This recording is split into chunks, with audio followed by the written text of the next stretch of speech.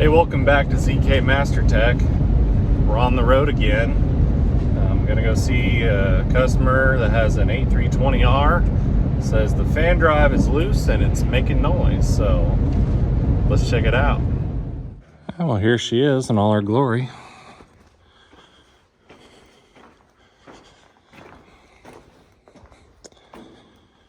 Guess we'll fire this thing up and see how she sounds. Oh my!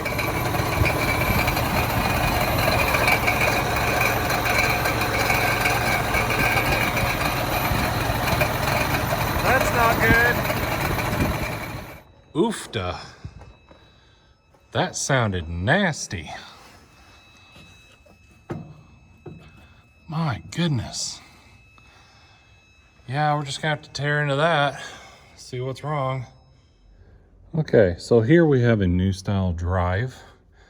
So it's a dry drive, so there's no grease zerks, there's no greasing, because this sheave here is not splined to this shaft. See? So the outer sheave bolts into the shaft, and then it's got these dogs that engage into there, and that's what turns it. But everything on this looks super good. But I got the driven unit out sitting on the tailgate, and I think I see what the problem is. All right, can anybody spot the problem here? Yeah, for one, this sheave gap isn't closing, so the spring is not pushing this sheave all the way in, which was not putting traction on that belt, making it super floppy and making that those dogs in there make noise. So, but another problem that I see here is this is the wrong grease for this fan drive. I've talked about it in my other videos before. You want to use the high temperature heavy duty synthetic grease, TY 25 744, because this grease here, it will clog up the relief valve here, and it won't be able to self-purge itself, and you can hydraulically lock this driver. Okay, so this thing was hydraulically locked. I had the spring and everything on here, and I took this relief valve out of here, and it purged a whole bunch of that green grease that had been hardened. So it wasn't able to purge it out of here the last time he greased it when he filled it. And then whenever that blob came out, this sheave went down and then, you know, closed the gap like it should have been. But the bushings and seals and everything and the splines look good in this. But I brought a new dry style driver with me, and I told the customer his options. He could either, you know, we can either put some new seals and bushings in this and clean all the grease out and put the right grease in it, which is that synthetic grease. I'll show you guys what that is. Sorry, this tube's a little beat up, but this is what you want to use in your fan drives. That extreme duty synthetic. So he decided he wanted to go ahead and update to this, the dry style, because he already has the dry driver in there, so he's already halfway there, and I've already got this out. So we're going to put this unit in here. So the shaft on this one doesn't have any splines. It has these dog teeth or legs, whatever you want to call them, to drive it, with these little wear pads that you can replace. So these last a lot longer, and you don't have to worry about greasing them. Okay, so I wanted to show you guys the easy way of putting these heavy dry drivers in there, and I just take a ratchet strap and throw it up over the top, make a loop, and then I just stick it in the sheaves, and then I just ratchet it up, and then I get this hub bearing assembly lined up so I can get the bolts in. It's a lot easier to have something holding all that weight than trying to hold that driven unit with one hand and trying to start a bolt. So I'm gonna use a ratchet strap today. All right, got the drive bolted in there. It's a lot easier using that strap to hold that weight. So if you guys are watching this and you had been using the wrong grease, and let's pretend this is a greasable unit in here, you could just take that relief valve out, leave everything in the tractor, take that relief valve out, 11 millimeter socket will take that relief valve out, and then you can just put your grease gun with the right grease, that synthetic grease, and hit that zerk and just purge that old grease out of the shaft. Then you can put your relief valve in, and then it should be working a lot better for you. So, if you had been using the wrong grease, you can just take the relief valve out and just purge it out.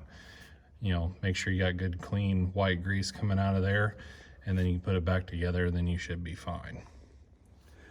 But if you are replacing the whole unit, don't forget to swap your speed sensor in here. You'll be really mad at yourself if you forget to swap that out, because you can't get that in and out with that crank dampener right there. So make sure you swap the sensor from the old one to the new one, and then put that guy in there. Now we're going to slip the belt on before we put the fan on. Get the belt in, then we'll get this outer shev on, and then we'll run it and shield it up, and we'll be done here today. Okay, so here's an old belt versus the new belt. You can see how much wider the new belt is. So you always want to check that with a gauge, or you can compare a new belt to the old one. But if you got that apart, you might as well just put a new belt in it, especially if it's worn that much. All right, so I like to pry that shev open with a pry bar and slide this belt in there and wedge it in there, and that gives me a lot more slack to be able to put this outer shev on and bolt it up to the shaft without squeezing the belt super hard. And then that I don't have to relieve the hydraulic pressure off this fan drive, so that allows me to skip that step, so I can just put this belt on here, get more slack, mount that outer shev on. All right, she's all done. Shielded up, new belt, the whole works. She got to run like a champ. That sounds a lot better, doesn't it?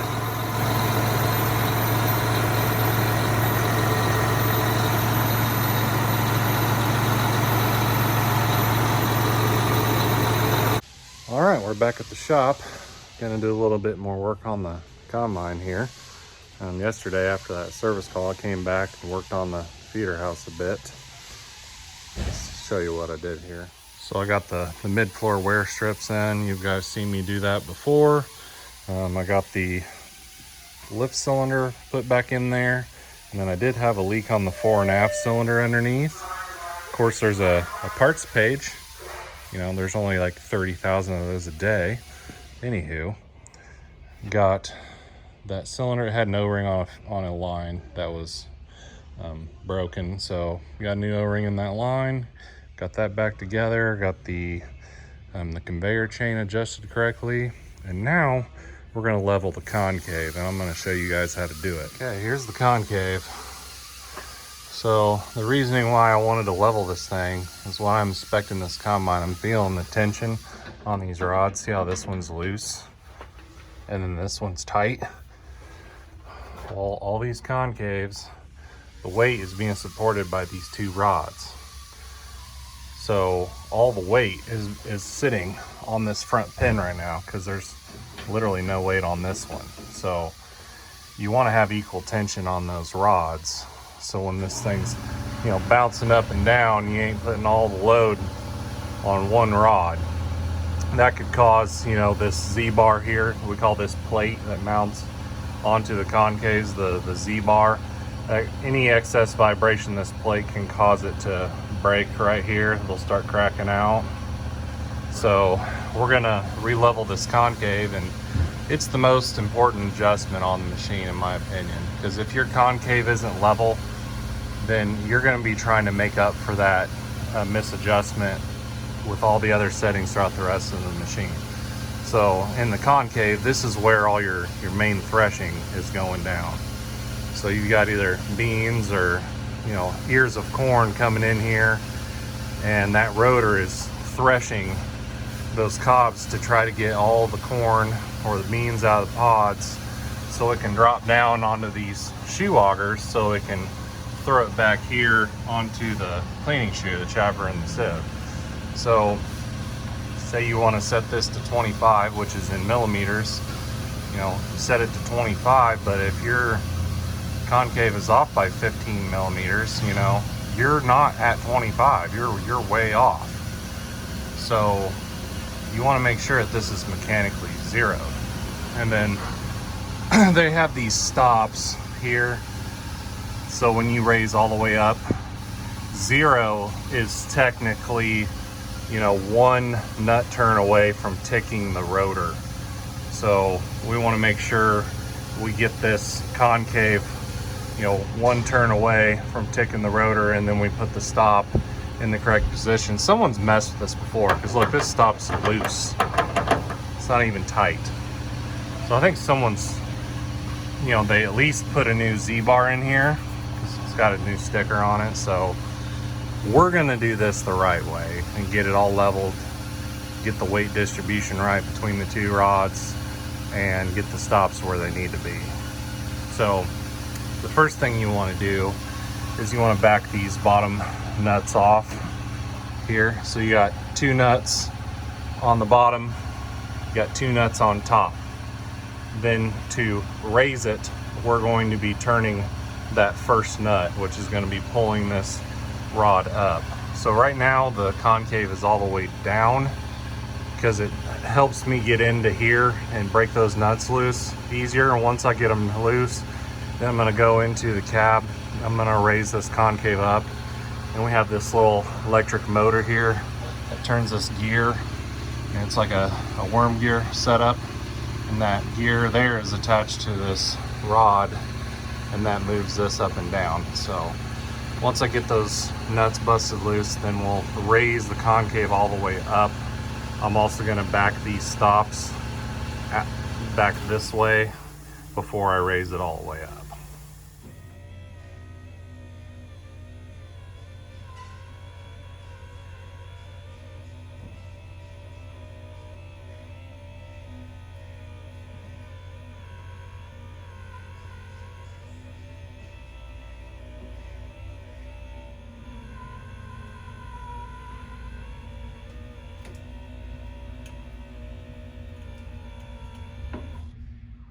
Okay, so I pull this harness down so I can get up in here and turn that nut. So what we're gonna do is we're gonna turn this nut, we're gonna tighten it, we're gonna raise this rod, and we're gonna spin the rotor. I've got this separator grate out so I can spin the rotor by hand. And we're gonna spin and raise this up until it ticks the rotor. And then we're gonna back it off 3 turns. And then we're gonna do the same thing to this one.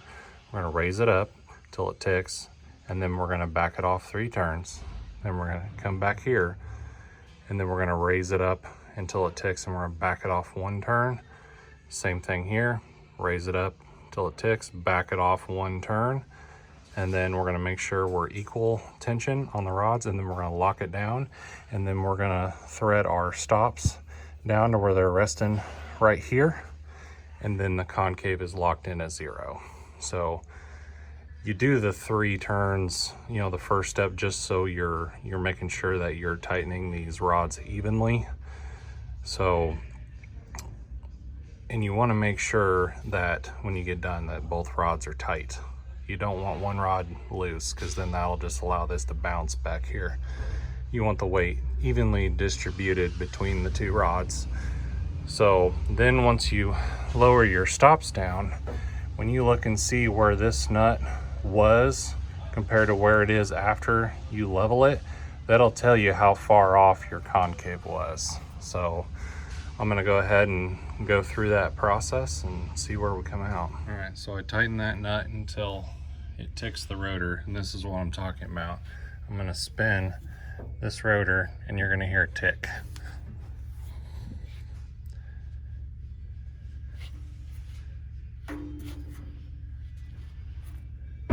Hear that?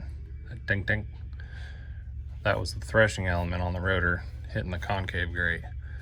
That's what I mean by ticking the rotor. Right there. So from there, we're gonna back this this nut right here, we're gonna back it off 3 turns. And then we're gonna do the exact same thing to this side. Well, we got another service call. Got a 9560R with regen problems that's running, but it's raining outside, so I don't know. Anywho, you guys pretty much get the gist of leveling the concave, right? You understand the process. If you don't, just, you know, message me down there in the comments if you got any more questions. But I like to level those concaves about every 1,000 separator hours, just keeping everything nice and level and exactly where they need to be as components wear. So I'll get that done later on. I don't know if I'll have enough time to show it or not, but got this service call, and then we've got a 9620RX that I looked at previously that had the crankcase ventilation system. The plastic housing was busted and it got a bunch of water in it, so I had to order parts for that, and that just came in. So I think after this service call we'll swing down there and get those parts on. So let's hit the road. All right, we're on the road. Don't have to go too far. So jam of the day is Planet Zero by Shinedown. It's a brand new song they just came out with, and I just seen them live in Peoria Civic Center on April 9th, and let me tell you what, that is one of the best rock shows you'll ever see. And they played that song live and they just killed it. It was awesome. So check out that song for the jam of the day. Well, I got him running again. And yeah, it's raining. But he's just gonna try to make one round, see what it does, and then he's gonna quit because it's getting too wet. Okay, well, sorry I didn't film any of that. You know, I was in the heat of battle. Customers wanting to use the tractor, and so I was trying to figure out what's going on.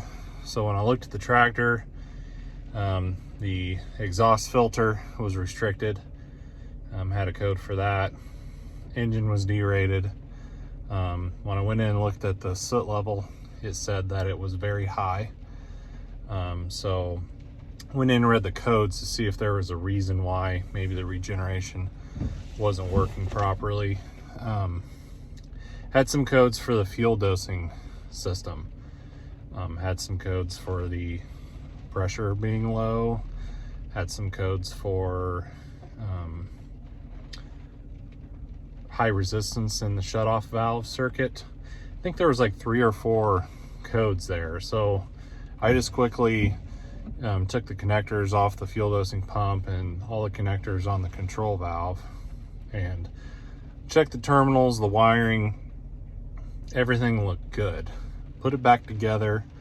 I ran a harness test on it. That's where, you know, you tell the ECU to operate all of its outputs, and it checks its inputs.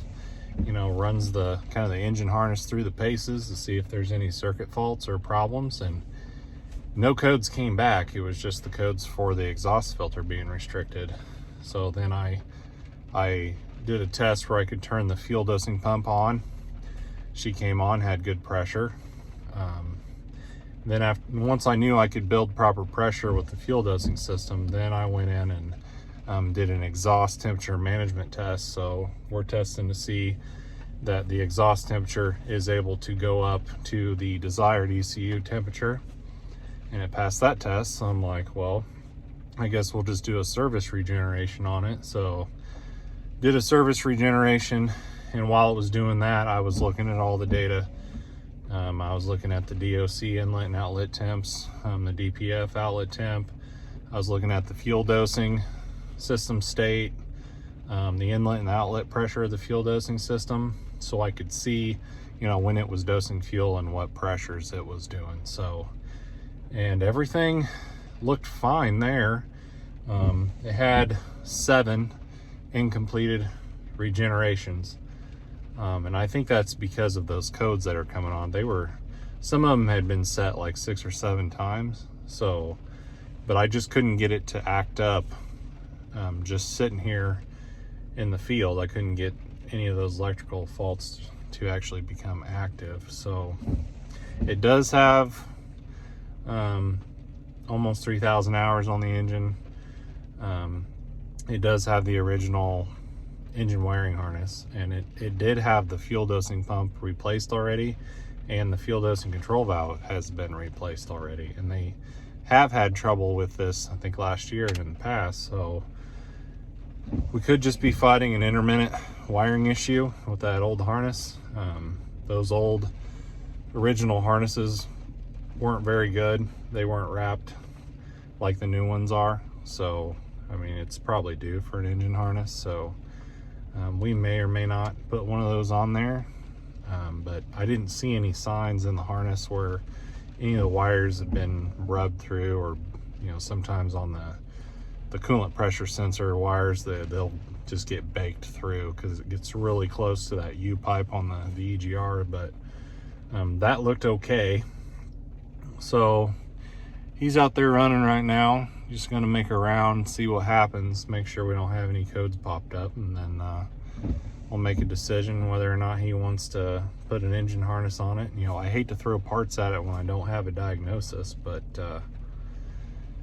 can't really afford to have much downtime this spring with emissions issues. So we'll just have to wait and see what he wants to do with that. All right, well, he's almost back. I'll talk to him, see what he says. Excuse me, see what he says. All right, well, the tractor didn't set any more codes. He thinks it's okay for now, but customer made an executive decision to go ahead and get an engine harness for it. He wants to just put a new one on. So I guess I'll get that thing ordered and be putting an engine harness on it. So I guess we'll go to the next service call and go work on a Cummins. All right, we made it to this unit, 9620 RX. Previously, this thing had high crankcase pressure. Here we got the crankcase ventilation filter assembly, and I took that apart and it was full of water. So it was like fresh water, and they just got done washing it, but I noticed that this piece up here was broken, and I just don't think it's getting good enough seal. So we've got a new filter assembly and crankcase hose that goes to the rocker cover. So we're going to get all that replaced. All right. Got a new part from Cummins here. Cummins Fleet Guard. So this piece here is broke off on that one there. So this thing's, sitting in there wobbling and vibrating, and I don't think it's getting a proper seal down here on the gasket on that one. So yank this one off. Need some toolage to get this socket rail out.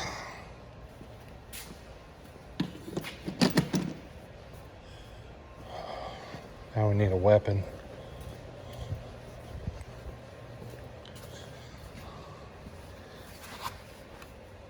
Yep. All right, getting this guy off. Just got a bunch of bolts, 10mm bolts holding it on. Take this pipe off, take the pipe off the bottom. You got the pressure, crankcase pressure sensor. You have the heating element. Took this clamp off of here. Now this whole thing's gonna pull out of there. So yeah, you can see this piece that was broken off this housing, right where it mounts. So you couldn't just get this plastic piece, you had to get the whole thing. So there it is. Okay, well, that's all done. That was pretty easy. Okay, back at the shop, and I got the concave leveled, and I've got equal tension on the rods. Got my stops set back down, and you can see where the green paint was, how far off that was. And this thing, has under 1,000 hours on it. It's got 500 some engine hours on it, so it's probably got 300 or 400 separate hours. I don't remember what it was, but you can see how far off that was. So now that I've got that locked in, I'm going to lower it down to where I can get to these nuts.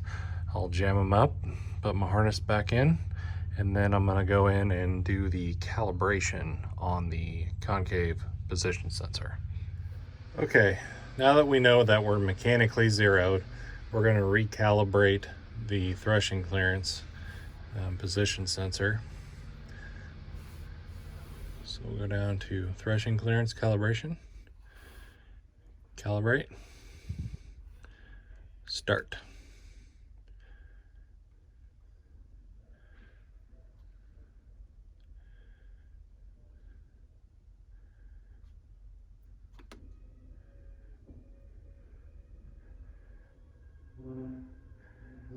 I can hear it moving. So it's going to go all the way up, all the way down, so it can read the position sensor voltage. So we know, whenever that motor stops on that worm gear, we know where zero is.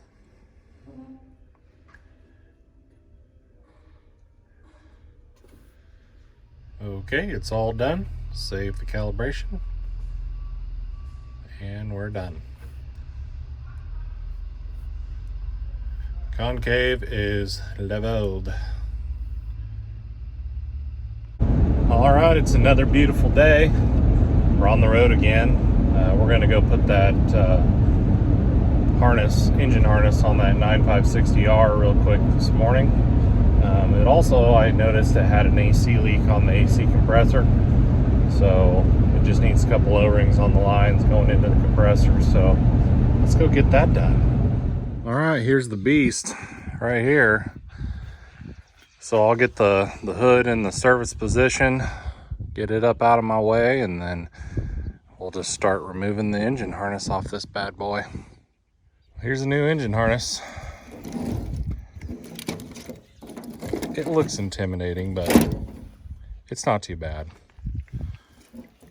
Should probably take me a couple hours, but rip that old one off and put that new one on. All right, so here's the tools I should need. Got a long 30 Torx for the ECU connectors,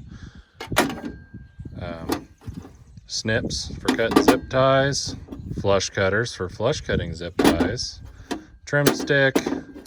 I use these picks to get the connectors undone, so I don't have to undo the red lock tabs. It works a lot better that way. 13s, socket rail, extended reach ratchet, stubby impact. Should be all that we need to tackle this harness. Okay, this is what I'm talking about with the picks. Here we got the coolant pressure sensor. So I just take the pick, we're gonna get it underneath here, pry it up, and then they just pull right off like that. See, normally you'd have to pull back this red lock tab, which this one was already pulled back, but sometimes that's full of paint and it's hard to move. And then even when you push the button down, this doesn't lift up high enough to get it off these two little teeth right here. And you can easily bust these little teeth off the sensor, and we don't want to do that. So I just pry it up a little bit and then they just pull right off and it doesn't damage anything. So that's why I use these picks, or you can also use a pocket screwdriver to get underneath there as well. Okay, so I'm gonna work my way from this side of the engine. We got an oil pressure sensor at the harness, snakes around the back side of the block. We'll get that undone, and then we'll get the coolant pressure sensor harness unbolted. And then we're just gonna work our way across the top of the engine and then go around the other side and work everything back down. And I think it's about time for some music and a time lapse.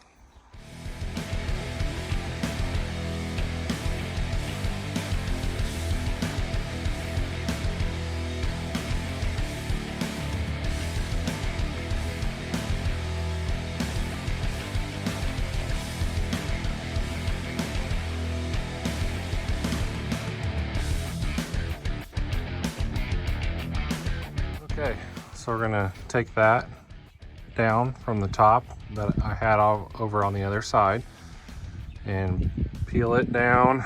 All the clamps, feeds behind the filters, the fuel dosing system, all that. Peel that stuff all the way down.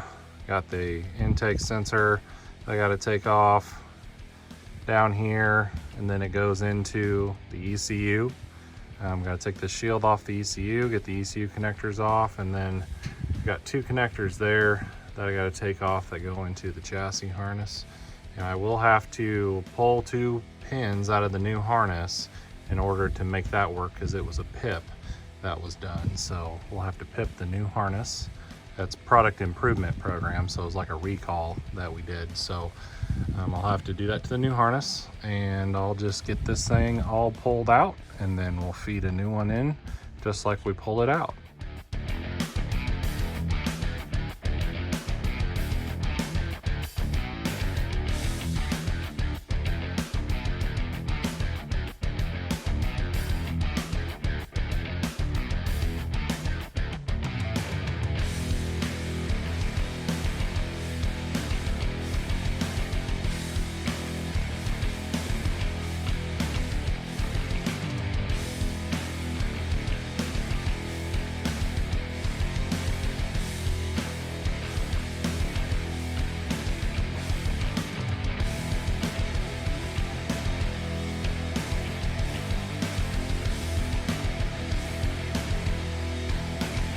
Okay, so this is what I was talking about, pipping this new harness. So you're gonna take the 2 red wires out of 3 and 4, and then you're gonna rob this connector off the old harness. You just take that red center terminal lock out, lift up on the tabs, pull the wires out, pull these 2 red wires out of this one, rob the plugs from the other harness, put the plugs in there so water doesn't get in the connector, and then you just pop the 2 red wires into this connector, pin 3 to pin 1, pin 4 to pin 2 on this one. And now we can hook this up. See, before, originally, you just have this one connector. The PIP was to remove the wires from this connector and add this female connector, and then you added this little harness here, and now we can plug that in, and they sit inside of this ECU shield. So you got to get this done before you get that shield on there.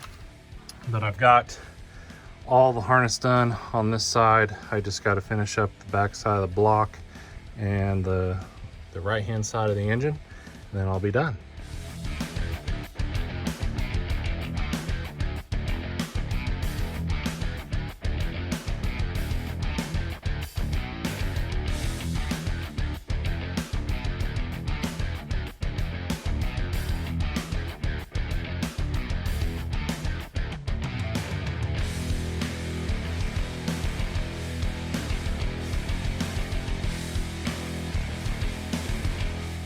The harness is done, and I thought we might as well, before we start it, I'll put my AC gauges on there. Just like to run it and see where it is now before we evacuate the system and fix those O-rings. But it's got some pressure in it, so kind of curious to see what pressures it runs once the engine's running. So let's fire this thing up. Alrighty. Price of groceries just skyrocketing. It's really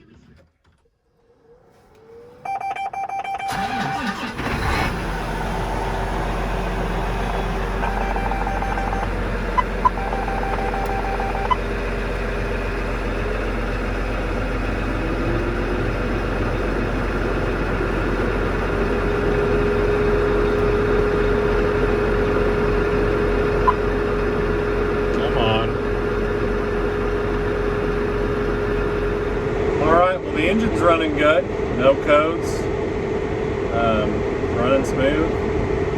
So, but the air conditioning is just not blowing that cold, and the pressures, I can see my gauges right now, and the pressures are pretty low. So we're just gonna go ahead and evacuate that and swap those O-rings out on those lines real quick. Get this thing full of refrigerant, and then we'll just shield this thing up and test the AC and see if she's blowing cold after that. Well, this AC system's kicking my butt so far. I thought it was just going to be a nice, easy, swap these rings out and vac it down. But once I swap those O-rings out. I went to put the system under a vacuum and it would not get past 20. And as soon as I would close these valves, this would just leak off. So I started checking all the connections, and I did find a loose connection on this low side line under the cab there. I just kind of grabbed this end of it and it broke it free pretty easily. So I took that apart and cleaned it, put a new O-ring in there, tightened it back up, came back here, vacuumed it down again, still wouldn't hold a vacuum. So I'm like, what the heck? So I'm like, well, I'm gonna eliminate the AC compressor. So I took the lines back out and I shoved these line sealers in there and sucked it down. Look, now it's holding vacuum. So I don't know why, but there's some kind of leak in that AC compressor where it's sucking air. I don't know if it's just I'm not getting a good connection here. I mean, this, when I took this apart, it was real dirty in there. And I tried cleaning this out, but it's not getting clean.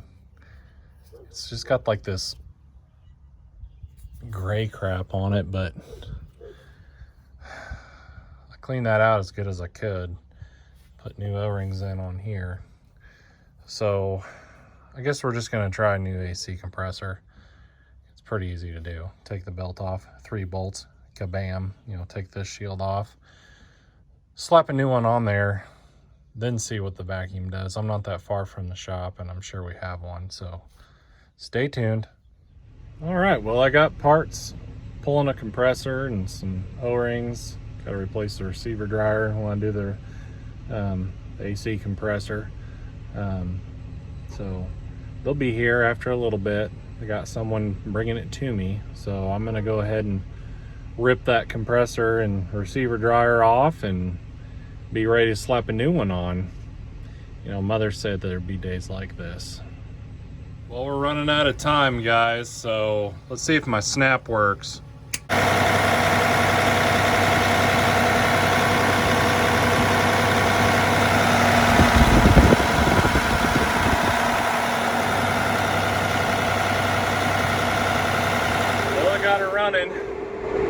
But it's still not cooling like it should. Pressures are where they need to be. That low side line's just frosting up big time. I went and I clamped off one of the heater core hoses coming out of the engine, and it immediately got cool in here. I mean, it was perfect. So I think the water valve in the roof is leaking. So it's letting hot engine coolant into the heater core, which is making it warm up and not cooling like it should be. So just have to let the customer know. He can clamp that line off for now and run if he wants to, or I'm gonna have to order a heater valve for it, and I'm gonna have to take the green roof off, and it's kind of over right above the radio area, so we can swap that out, but it's not cooling like it should. So great. This tractor and I, we're good friends now. Been spending a lot of time with each other, so we'll just have to wait and see what the customer wants to do, but I think it's got a leaking valve, because you can touch both the heater core hoses and they're both hot. So with that valve shut, you should only have one hose that's hot and one that's, you know, lukewarm. So, but they're both hot, so great. I think that's going to do it for this episode of ZK MasterTech. I'll update you guys on what I did to get this tractor finally cooling like it should, but for now, I'm out of time, guys. I've got to go home. It's my little girl's birthday, so I'm gonna go home and celebrate my little girl's birthday. She turns 6 today. Just can't believe it. But anyway, see you guys later, and keep that green iron moving. Don't forget to like and subscribe to the channel. See you guys next time.